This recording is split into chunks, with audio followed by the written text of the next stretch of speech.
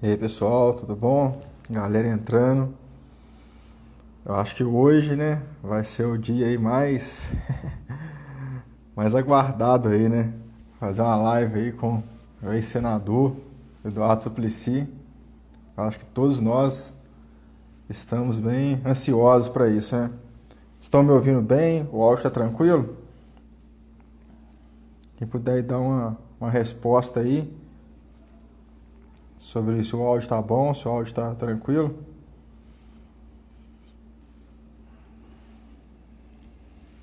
Boa. Então, é só para ir falando aqui até o Suplicy chegar. Ele estava na sessão da Câmara dos Vereadores, né?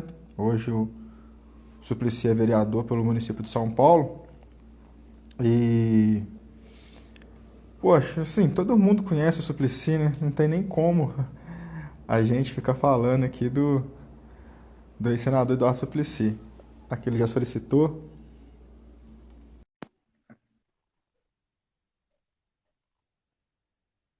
Estou aguardando aqui a resposta dele. Agora deu certo.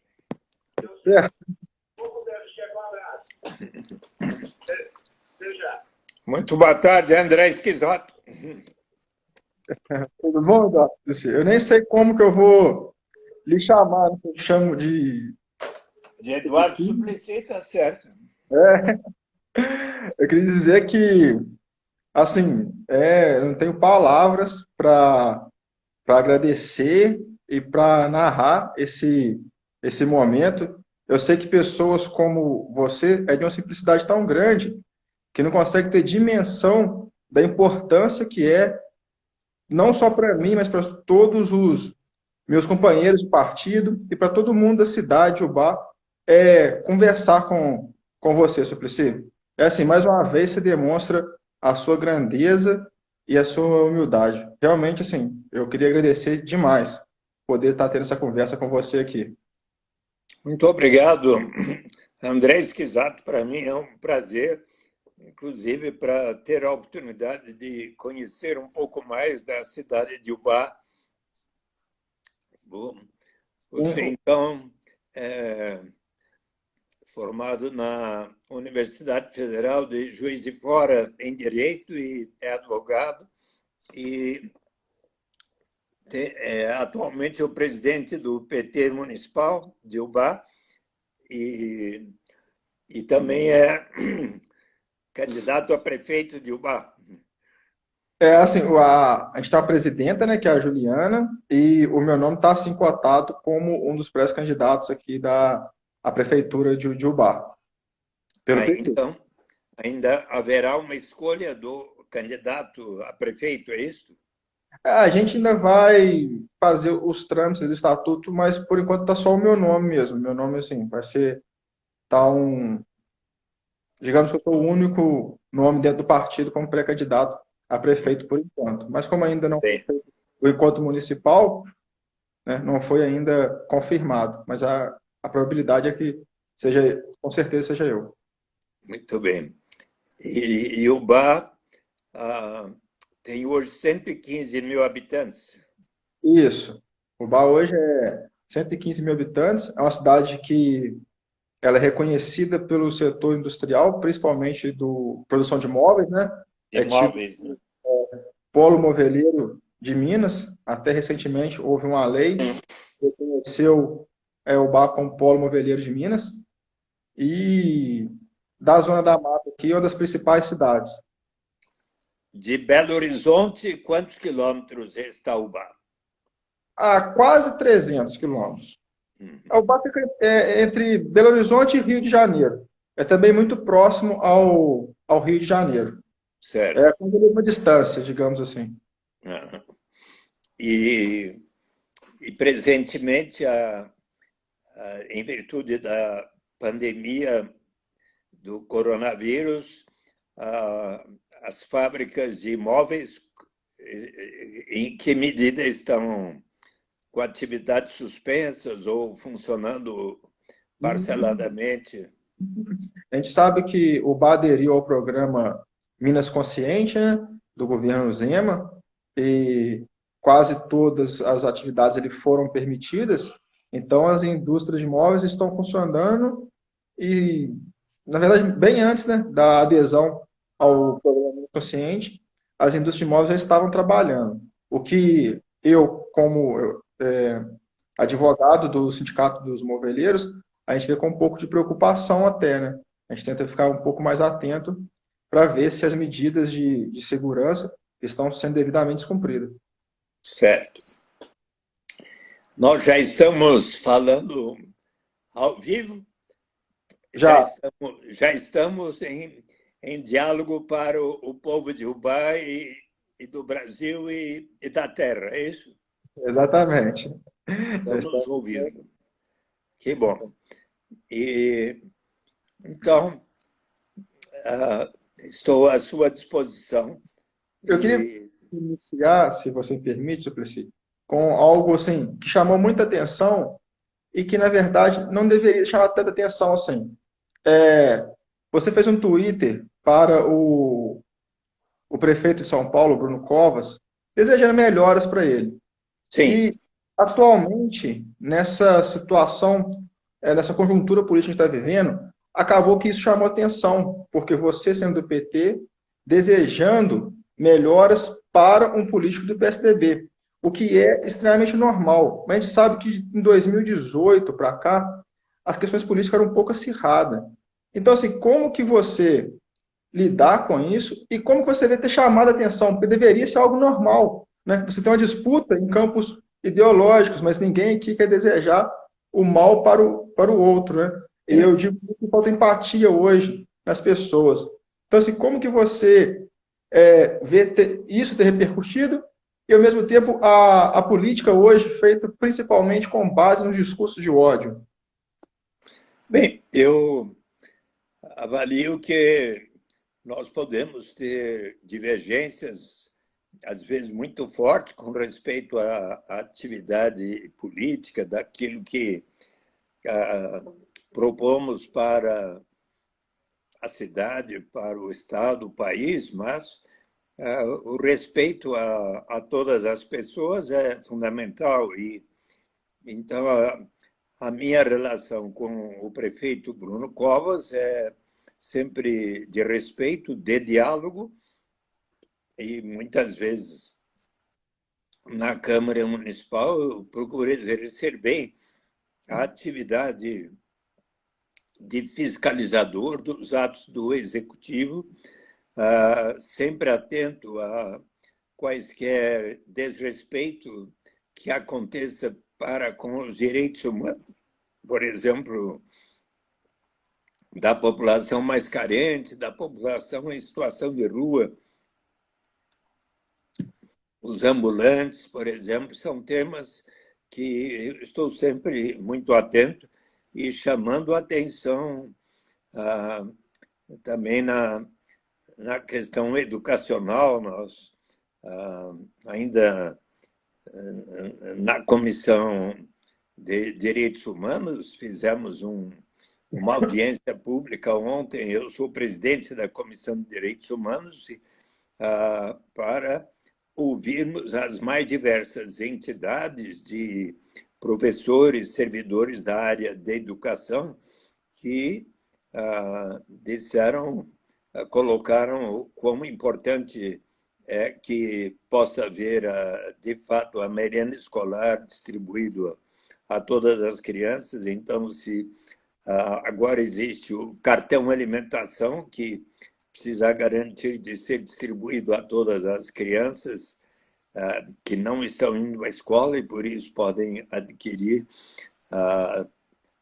aspectos, por exemplo, sobre os professores do movimento de alfabetização de adultos que não estão recebendo devidamente a sua remuneração. São coisas que nós temos que chamar a atenção. Eu apresentei um projeto para complementar o auxílio emergencial, que se denomina a renda básica de cidadania emergencial, para acrescer R$ 100 ao auxílio emergencial, que vai ser apreciado na semana que vem.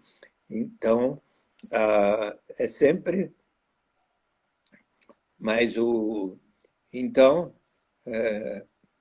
eu também estou atuando firmemente para que possa ser colocado em prática o projeto de lei que foi apresentado pelo prefeito Fernando Haddad no seu último dia de governo, muito estimulado por mim, para se instituir, por etapas que seja, e em colaboração com o governo estadual e o federal, a renda básica de cidadania. E então,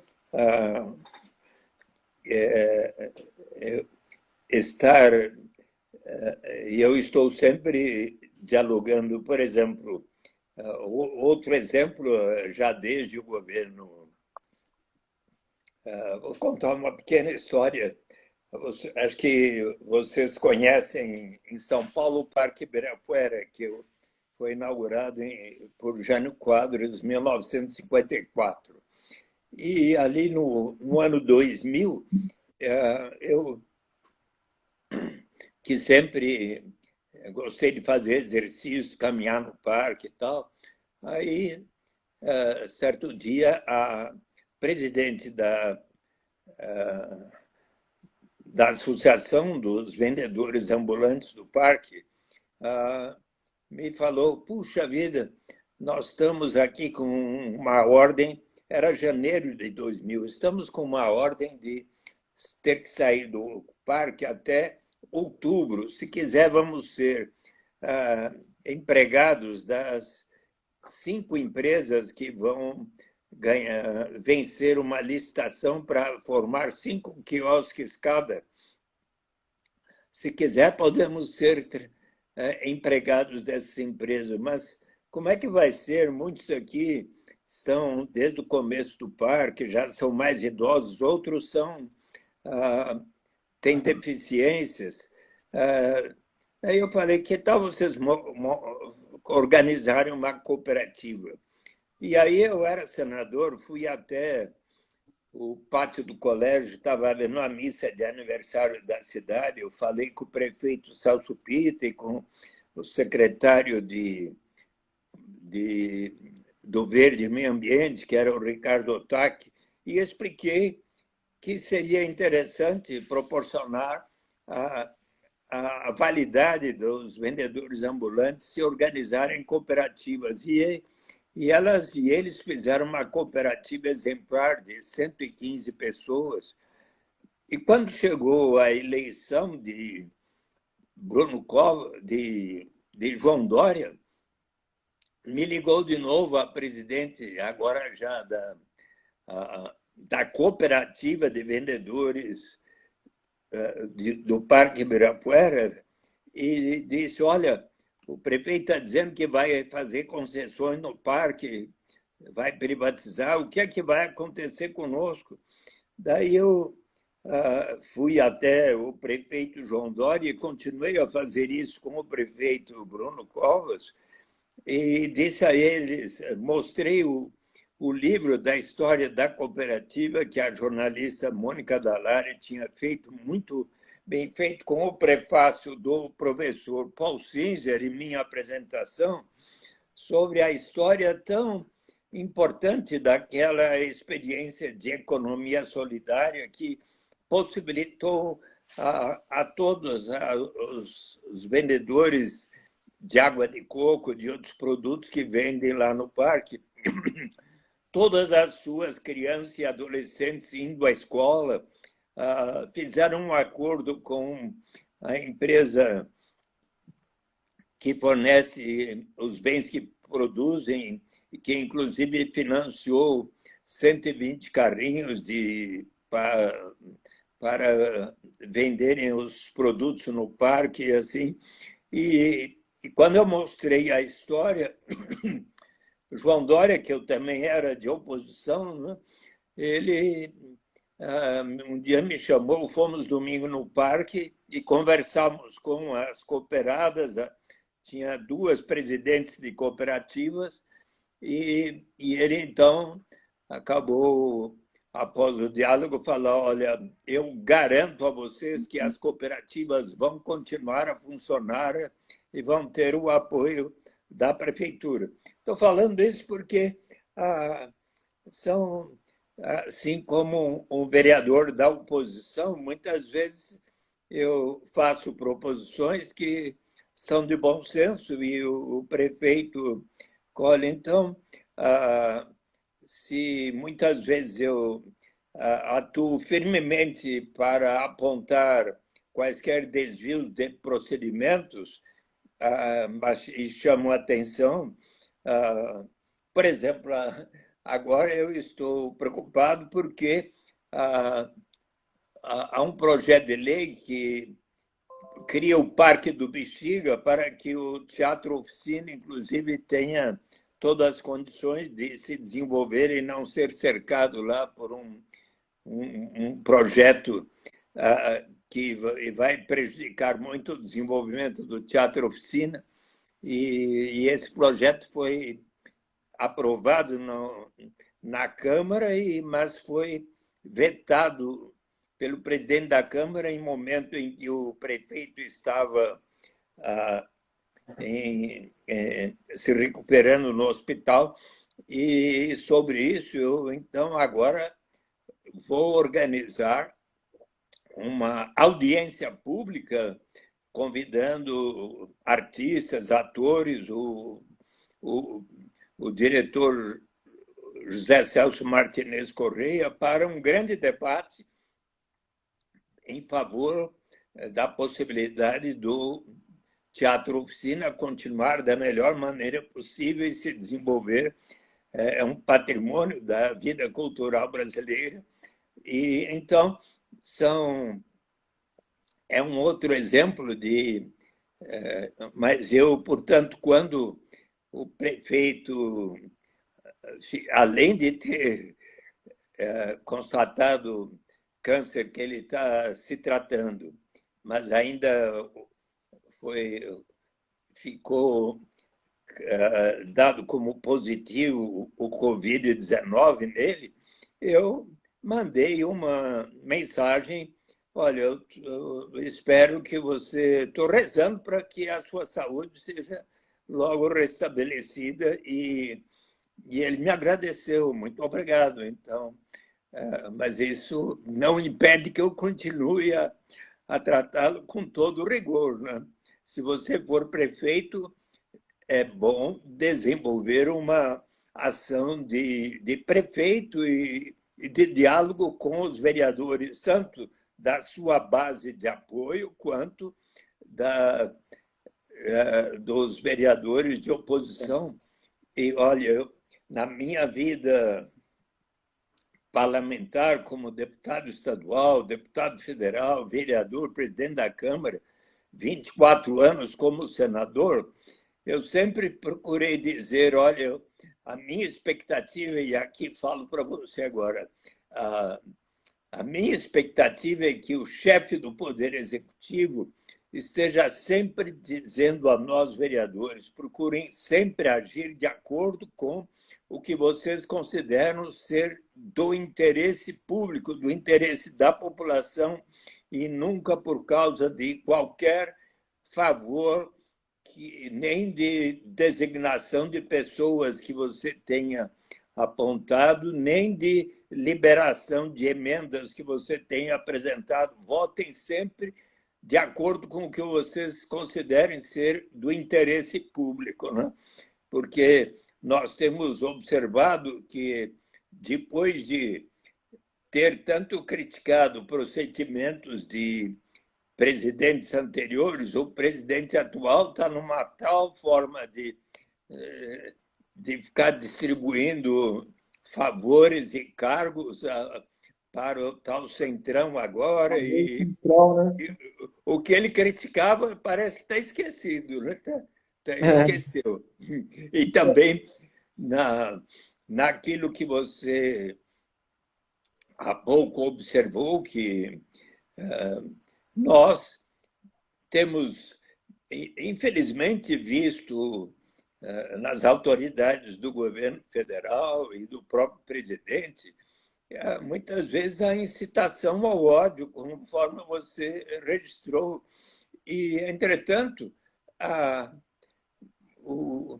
a característica maior, acredito, de nós brasileiros é a de construirmos, como está na nossa Constituição, uma sociedade livre, democrática, solidária, justa, onde possamos caminhar na direção de maior fraternidade, como, aliás, tem nos recomendado aquela pessoa que tem sido tão respeitada hoje por toda a humanidade. Eu me refiro ao Papa Francisco, não é? Você sabe que ele, quando esteve na América Latina da última vez, conclamou os chefes de Estado a colocarem em prática aqueles instrumentos de política econômica que possam significar a realização da justiça, para que, então, possa haver a paz. Não é? Então, é isso, são estes objetivos que me movem, que me fazem estar entusiasmados, inclusive com a vida pública e também quando uma pessoa, quando o André Esquisato de UBA me convida e me coloco à disposição de trocar ideias sobre estas coisas nas quais eu acredito, inclusive o tema da renda básica de cidadania e de todos aqueles instrumentos de política econômica e social que possam elevar o grau de justiça na sociedade. Então, podemos caminhar nesta direção juntos. Fala um pouquinho, Suplicy, do seu livro, Renda de Cidadania, A Saída é pela Porta. Até um pouquinho sobre o título, né? A Saída é pela Porta. Poderia explicar para a gente um pouquinho? Quando você saiu de casa hoje, ou da última vez, como é que você o fez? Pela janela? Não, pela porta. O mestre Confúcio, no livro das explicações e das respostas, escreve que a incerteza, 520 anos antes de Cristo, né? Só para verificarmos como é que os fundamentos da renda básica de cidadania têm a ver com a história da humanidade. 520 anos antes de Cristo, o mestre Confúcio falou isto. E a incerteza é pior do que a pobreza. E pode alguém sair de casa, se não pela porta? É uma questão de bom senso. Se nós quisermos atender os objetivos de realização de justiça, prover dignidade e liberdade real para todos, uma solução tão de bom senso quanto sairmos de casa pela porta será instituir a renda básica de cidadania. Se nós formos um pouco mais adiante na história, e nos depararmos com Aristóteles, 300 anos antes de Cristo, ele diz que a política é a ciência de como alcançar o bem comum, uma vida justa para todos. Para isso se faz necessário a justiça política, que precisa ser precedida da justiça distributiva, que torna mais iguais aos desiguais. Quem é que influenciou muito Karl Marx quando ele escreveu na crítica ao programa de Gotha que numa sociedade mais amadurecida os seres humanos vão se portar de tal maneira a poder inscrever como lema de sua sociedade, na sua bandeira, de cada um de acordo com a sua capacidade, a cada um de acordo com as suas necessidades, 12 palavras em inglês, from each according to his capacity, to each according to his needs, que o grande economista John Kenneth Galbraith, em A Era da Incerteza, diz que tiveram um efeito ainda mais revolucionário do que os volumes de O Capital. certo dia eu estava fazendo uma palestra para as comunidades eclesiais de base, lá na Conferência Nacional dos Bispos do Brasil, presidida então pelo saudoso Dom Luciano Mendes de Almeida.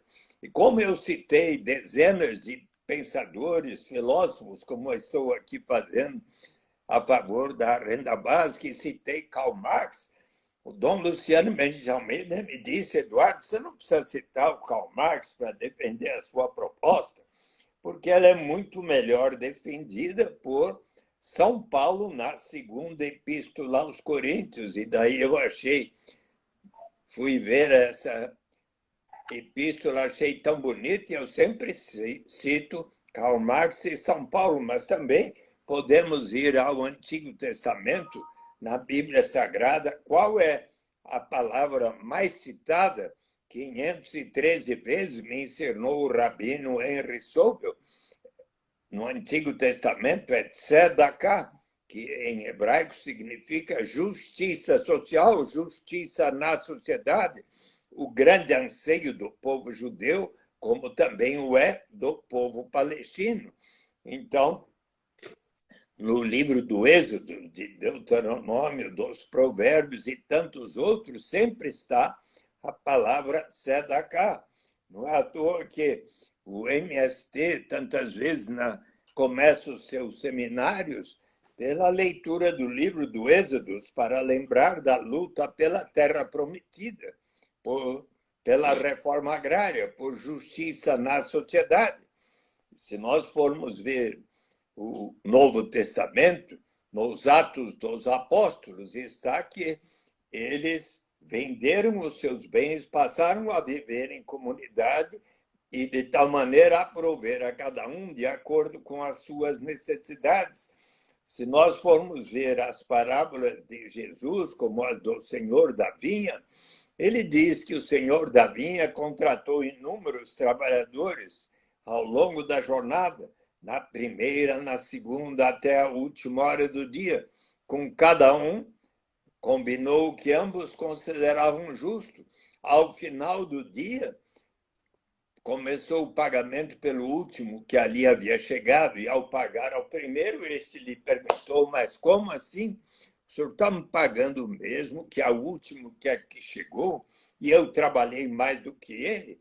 Ora, você não percebe que eu estou lhe pagando exatamente o que ambos combinávamos como justo, e que o último que aqui chegou também precisa receber o necessário para o sustento da minha família?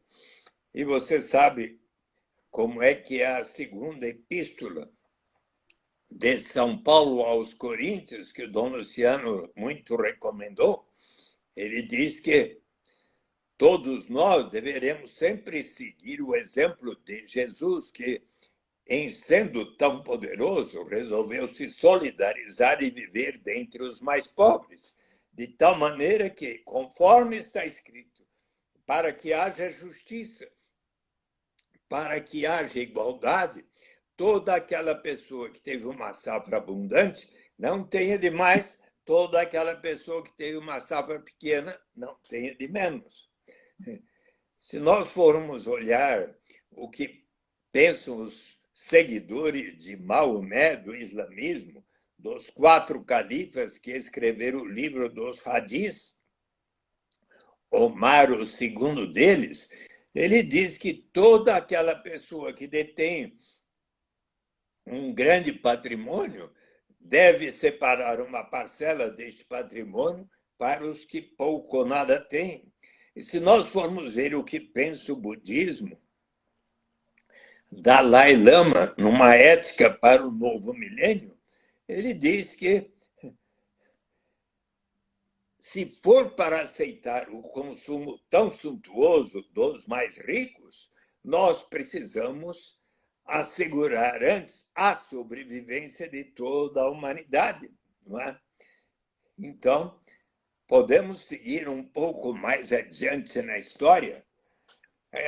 Você há pouco estava comentando que não é o caso de estarmos aqui incitando a violência, e muito menos, acredito que você está de acordo comigo, quando o presidente, naquela última reunião ministerial, que foi gravada para todo mundo ouvir, disse que ele quer muito armar o povo brasileiro e distribuir armas por aí.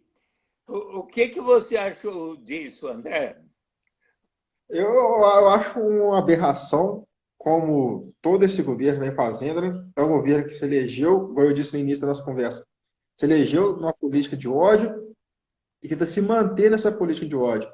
Quer dizer, seria bem melhor se ele estivesse mais preocupado em distribuir uma renda mínima, capaz de fazer a população ter um consumo mínimo. Ele queria distribuir armas para a população, né?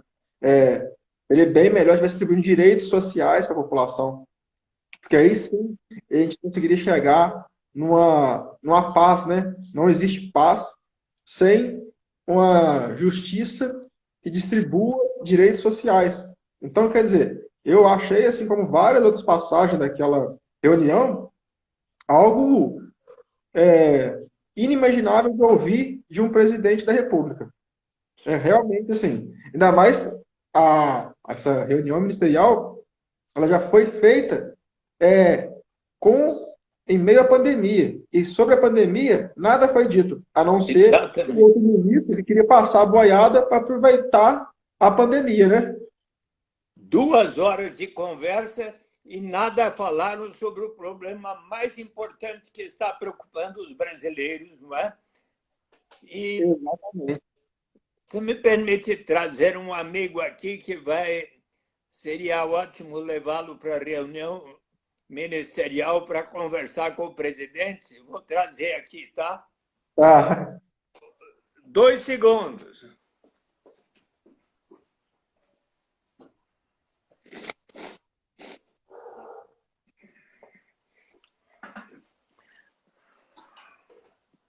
Você está reconhecendo quem é?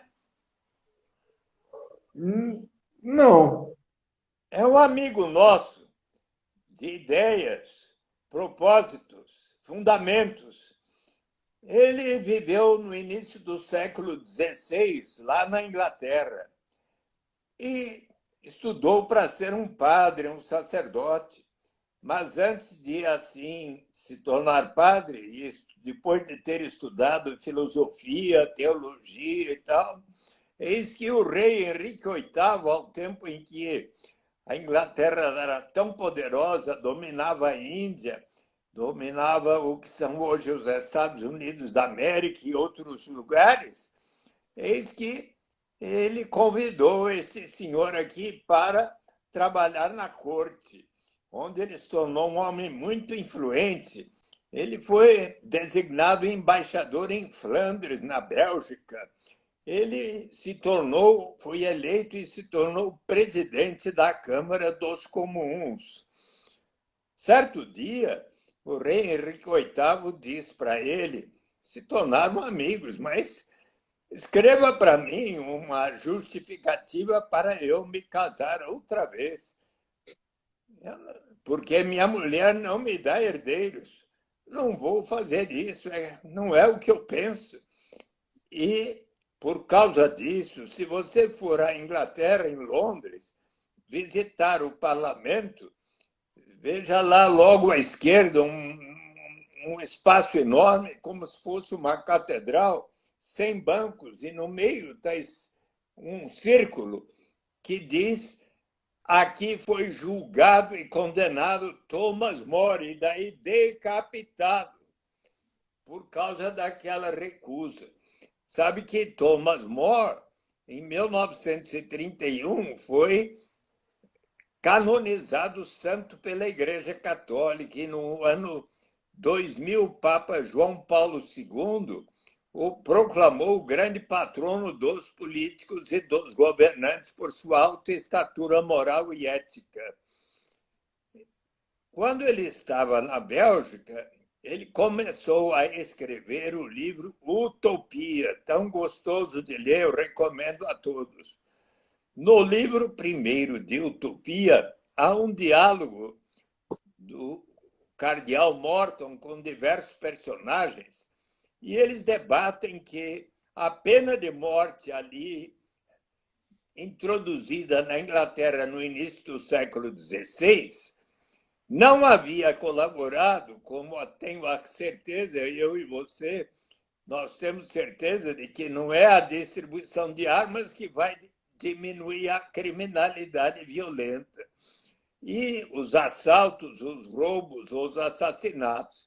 E foi então que um personagem denominado Rafael Itolodeu, um português viajante, Itolodeu significa um contador de histórias em grego, observa, muito mais eficaz do que infligir estes castigos horríveis a quem não tem outra alternativa senão de primeiro tornar-se um ladrão para daí ser transformado em cadáver, é você, conforme você disse há pouco, assegurar a sobrevivência das pessoas. E com base nesta reflexão, prezado André, Esquisato, é que um amigo de Thomas More, chamado Juan Luís Vives, escreveu para o prefeito da cidade flamenga de Bruges, na Bélgica, de subvencione pauperum de sive necessitados, um tratado de subvenção aos pobres, onde, pela primeira vez, propõe a garantia da sobrevivência dos habitantes de Bruges. Por esta razão, caro André, é que Thomas More é considerado um dos que melhor fundamentou o direito à renda básica para todas as pessoas. Você conhecia essa história? Não, uma verdadeira aula. Muito Pois bom. bem, podemos prosseguir um pouco mais na história e nos encontrarmos com outro Thomas, Thomas Paine, Paine. Ele nasceu em Thetford, na Inglaterra, em 1734. Tornou-se amigo de Benjamin Franklin, aquele que inventou o para-raios, os óculos, antes só se usava monóculos. E Benjamin Franklin o persuadiu a viver na América antes da independência. E para lá ele foi como um coletor de impostos e arguto observador de costumes e de valores. Começou a escrever ensaios que tiveram enorme impacto. O presidente George Washington escreveu para um amigo que nenhum outro ensaio tivera tamanha influência sobre a mente dos americanos para proclamarem a sua independência quanto senso comum, common sense, que,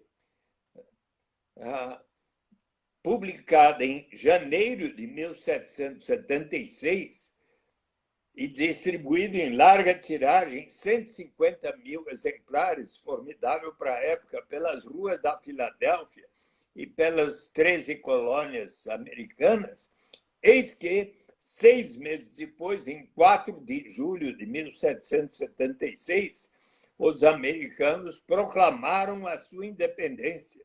O que dizia Thomas Paine em senso comum? Contraria o bom senso que uma ilha domine um continente e coisas como tais. Só que, por causa das suas ideias consideradas tão progressistas, eis que ele resolveu, começou a se sentir perseguido e resolveu, então, voltar para a sua terra natal, lá na África, na Inglaterra. Mas o que lá aconteceu? Imagine, começaram a queimar os seus livros. Este homem responsável pela perda da nossa principal colônia. E ele, então, resolveu seguir para a França e, de tal maneira, abraçou os ideais que o André Esquisato também abraçou, de liberdade, igualdade, fraternidade, que 3 anos depois, após a Revolução Francesa de 1789, ele foi eleito, embora estrangeiro, constituinte francês.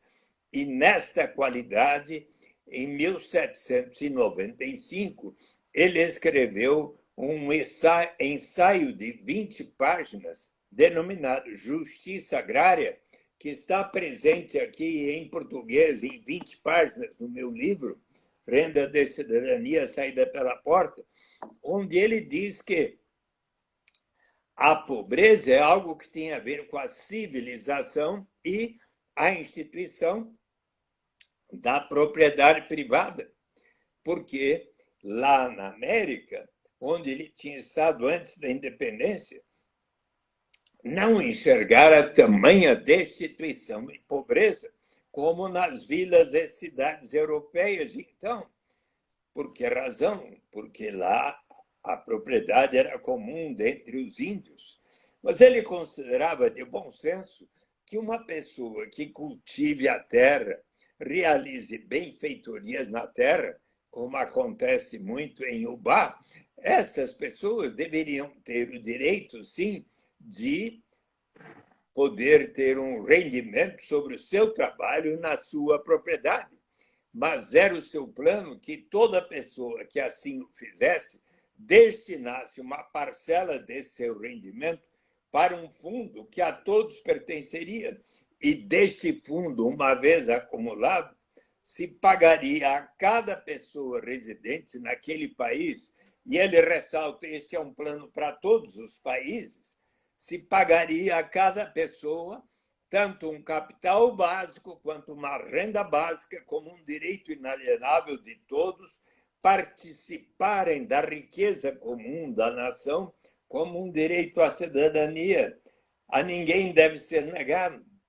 E daí para frente, mais e mais pessoas, filósofos, economistas. Bertrand Russell, 1918, Os Caminhos para a Liberdade, uma grande reflexão sobre o nazismo, o socialismo, o sindicalismo, os grandes movimentos que haviam abalado a Europa antes da Primeira Guerra Mundial. Eis que, na conclusão, ele diz: o meu plano é exatamente esse, que toda pessoa seja assegurado o direito à sobrevivência, e daí para frente cada pessoa vai receber aquilo que conseguir por seu talento, capacidade, produtividade, criatividade, mas a ninguém deve ser negado o mínimo para a sua sobrevivência. E daí para frente, economistas no mais largo espectro, filósofos, passaram a defender um programa de garantia de renda mínima, seja através de um imposto de renda negativo, mas mais e mais, a partir dos anos 80, um grupo de economistas e filósofos passou a defender a renda básica universal incondicional para todas as pessoas em nosso... Seja... Até logo, Zenaide. Obrigado. Para todas as pessoas, seja aqui no Brasil, seja nos países da América Latina, das 3 Américas, na África, na Ásia, em todo o planeta Terra, na Europa também. E mais, esse conceito vem sendo considerado. Você sabe que você já esteve em algum lugar onde se aplica a proposta de se pagar um dividendo igual para todos os habitantes deste lugar ou daquele lugar? Você já esteve lá? Que eu saiba, não. Nunca fui a algum país que eu saiba que tenha esse tipo de política. Posso levá-lo até lá? Pode? No início dos anos 60, André, o prefeito de uma pequena vila de pescadores, como muitas existem em todo o litoral brasileiro, observou que de lá saía uma grande riqueza na forma da pesca, mas boa parte da população ainda era pobre. Então, disse ele aos seus concidadãos. Nós precisamos pensar não apenas na geração presente. Não, perdão, ele falou, esse eu já vou lá.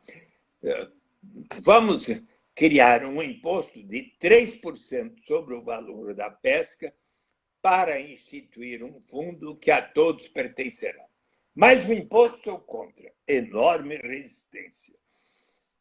Demorou 5 anos para persuadir a comunidade. Uma vez instituído, deu tão certo que 10 anos depois ele se tornou eleito governador Jay Hammond do estado do Alasca, que, tal como nós, recentemente, na camada pré-sal do Atlântico, descobriu, lá no norte do Alasca, na Baía de Prudhoe, se descobriu enorme reserva petrolífera.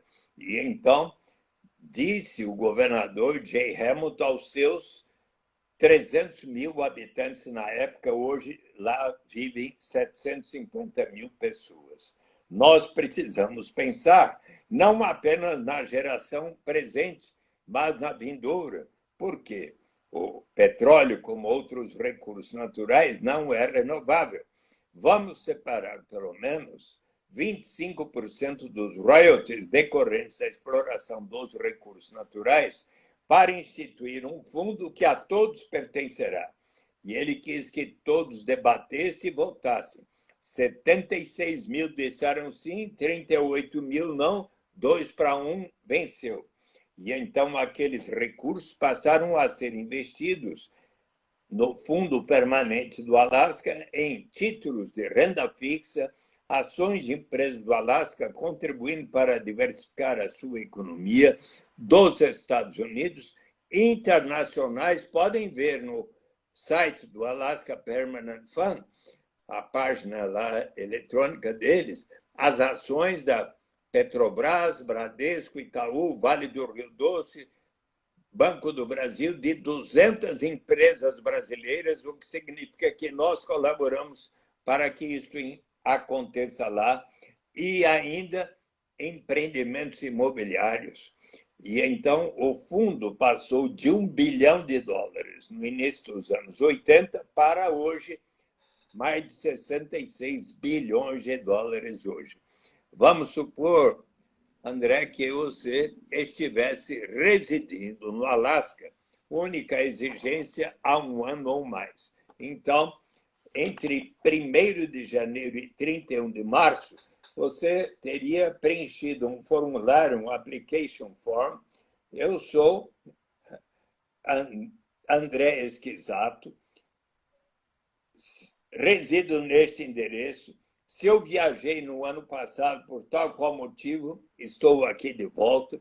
Responde por suas crianças até 18 anos, por elas recebe poucas perguntas.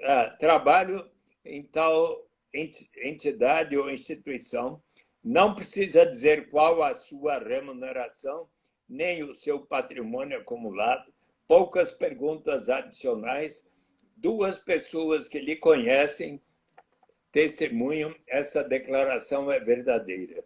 Se você assim tivesse procedido,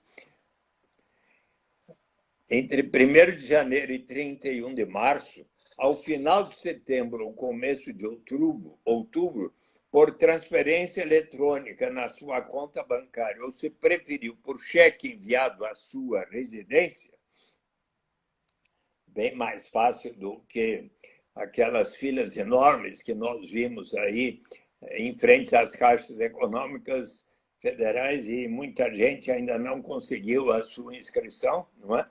E então, se você tivesse assim procedido no final de setembro, começo de outubro de cada ano, desde o início dos anos 80, você lá teria recebido primeiro 300, depois 400 e pouco, 500. Em 2008, quando o preço do petróleo foi lá para cima, o dividendo igual pago a todos os seus habitantes, hoje mais de 750 mil, foi da ordem de... Bom, em 2008 foram $3.269 por habitante, Depois tem sido em torno de $2.000 por ano para pai, mãe, 3 crianças na família, mais de $10.000 por ano, pelo direito de todos partilharem da riqueza comum do estado do Alasca. Consequência, 1980, Alasca, o mais desigual dos 50 estados norte-americanos. Hoje, Alasca, junto com Utah, um estado pequeno, os 2 estados têm o menor coeficiente Gini de desigualdade, são os 2 estados mais igualitários dos Estados Unidos e constitui suicídio político para qualquer liderança do Alasca propor o fim deste sistema. Se você quiser, eu também posso levá-lo até Macau, que no início do século XVI era uma colônia de Portugal. Até que, em 1999, após a Revolução de Mao Tse-tung, que formou a República Popular da China, absorveu todas as ex-colônias europeias, salvo Hong Kong, que por um tempo continuou do Reino Unido, e Macau, que continuou de Portugal até 1999, quando a República Popular da China fez um acordo com Portugal, pela qual Macau se tornaria da República Popular da China, todavia, com uma legislação própria. E, em 99, eles, autoridades e legislativos de Macau, resolveram permitir que lá houvesse cassinos, que se desenvolveram de tal forma a ter ali hoje mais cassinos do que Las Vegas, que é tão conhecido por seus cassinos. Em 2006, houve uma grande tensão social em Macau. E eis que, então, os legisladores resolveram que 6% aproximadamente da receita dos cassinos, hotéis, serviços, indústria e tudo, passariam a ser destinados para um fundo que pagaria a cada pessoa residente permanente de Macau, cerca de 700 mil pessoas, um dividendo, um Wealth Partaking Scheme, um esquema de participação na riqueza de Macau, que foi, a partir de 2008, paga a cada um dos seus habitantes, primeiro 4 mil, depois 5 mil, 6 mil, 7 mil. No ano passado, 10 mil patacas, cerca de $1.220 por pessoa, pelo direito de partilharem da riqueza daquele município de Macau. Mais e mais, na Namíbia, na Finlândia, na Índia, em Barcelona, em Grenoble, na França, em Ontário, no Canadá. E você sabe aonde no Brasil está se iniciando uma proposta, a prática da renda básica de cidadania? Já esteve lá? Não. Em Maricá, no estado do Rio de Janeiro. Não é tão longe de Ubá. Você pode fazer uma visita, ainda mais porque foi iniciativa e continua sendo do Partido dos Trabalhadores. Washington Quaquá, prefeito de Maricá, veio um dia participar de uma conferência sobre direitos humanos em São Paulo, e eu expliquei para ele o que era, para todos, o que era a renda básica, como estamos falando aqui. Quando ele falou, eu quero aplicar em Maricá.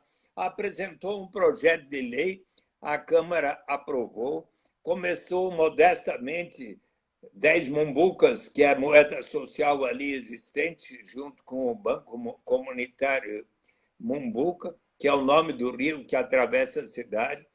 Então, 10 mumbucas por mês em 2016, 20 por mês em 2020.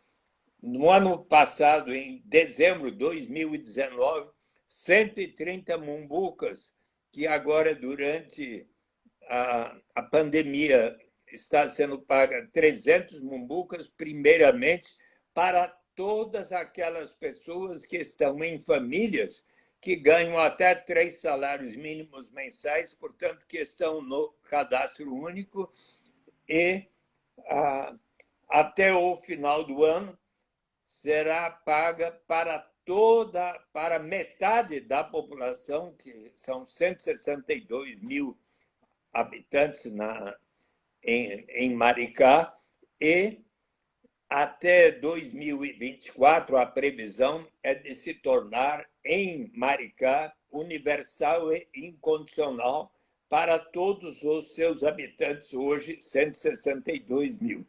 E hoje o prefeito que sucedeu Washington Quaquá, também do PT, é o Fabiano Horta, e eu recomendo muito a você, André Esquisato, que possa conhecer a experiência de Maricá. É bem verdade que lá eles têm uma vantagem especial, porque de frente a Maricá há uma base da Petrobras e que provê royalties para a cidade de Maricá, mas eles têm feito uma série de aplicações muito positivas ao longo desse período de administração do PT. Eu recomendo muito que você possa conhecer lá. Suplicy, só porque aqui está quase dando o nosso tempo aqui, assim, o que dá para a gente entender é que é possível, né? Assim como esse atual governo ajuda os bancos de forma tão urgente, né? É possível também criar esse programa de renda mínima. O que falta, na Certo? verdade, é um interesse político, né? Porque economicamente é possível e é viável. Você deu um exemplo aí na cidade que aparentemente tem aí um porte, né? O bar tem cerca de 115 mil, aí a cidade tem cerca de 160 mil, quer dizer, cidades compatíveis. E, assim, para a gente encerrar, qual que seria para você um exemplo que a gente pudesse seguir numa legislação de uma cidade do porte de Ubá e que pudesse garantir para as pessoas essas condições mínimas de justiça social? Você pode partir do princípio de que de qualquer riqueza gerada numa comunidade, num município como Ubá, num estado como de Minas Gerais, e num país como o Brasil, nós sempre poderemos separar uma parcela para instituir um fundo que a todos pertencerá. Então, o Ubá tem também uma riqueza gerada na forma de a indústria de imóveis e outras fontes de geração de riqueza, e que possa haver um diálogo a respeito deste assunto entre, inclusive, os próprios proprietários das fábricas e todos, e fazendo com que possam todos ter a visão de que se faz necessário caminharmos na direção de maior justiça em nosso país. Sabe que eu até achei bem interessante, essa aqui é a Veja de 2, 3 semanas atrás, o presidente do Bradesco, Otávio de Lazari Júnior, ponderou que, sim, é necessário que os ricos também tenham que contribuir com um percentual a mais de imposto, assim como os bancos e as grandes empresas pagar uma alíquota um pouco maior para se resolver os problemas tanto da saúde como da população mais carente. E quais são as vantagens da renda básica em relação, seja ao auxílio emergencial ou ao programa Bolsa Família, que tanto contribuiu para diminuir a desigualdade no Brasil? Eliminamos inteiramente qualquer burocracia envolvida em ter que saber quanto cada um ganha no mercado formal, na carteira de trabalho assinado ou em qualquer atividade que façamos na rua ou onde ser, na feira, etc. Não é preciso mais declarar